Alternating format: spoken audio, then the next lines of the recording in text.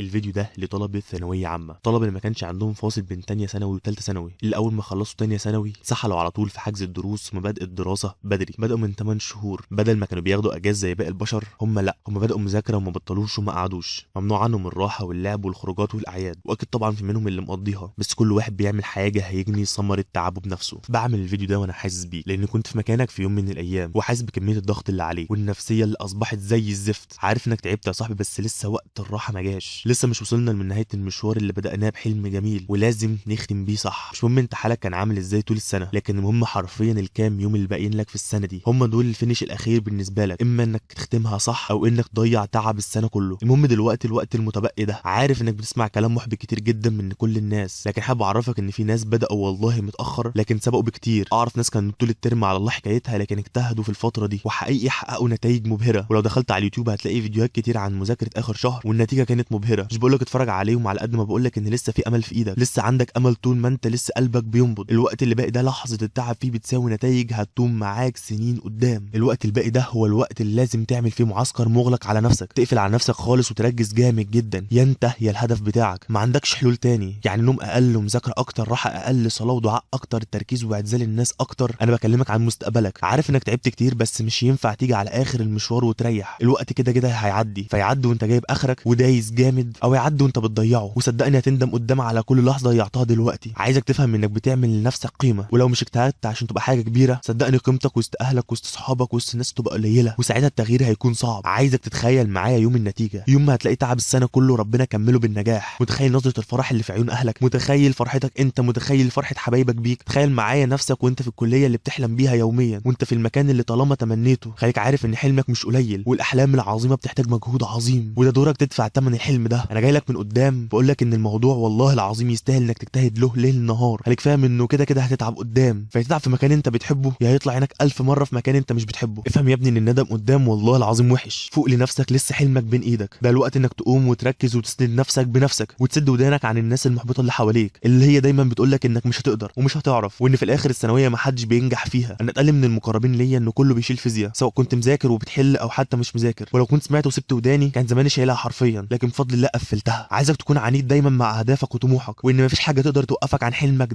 ده الوقت انك تبني فيه تجربتك اللي هتفتخر بيها قدام. خليك عارف انه لسه فاضل على الحلم تكه. ربنا معاك.